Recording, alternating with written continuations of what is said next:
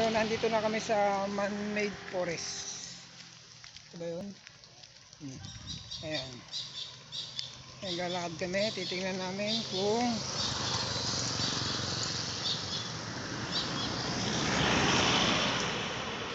saan patungo itong lugar na ito. Para siyang virgin. Marami din nagpipicture dito. Tabi ng kalsada. Ayan. Ayan siya. Pagdaran nyo naman sa yan.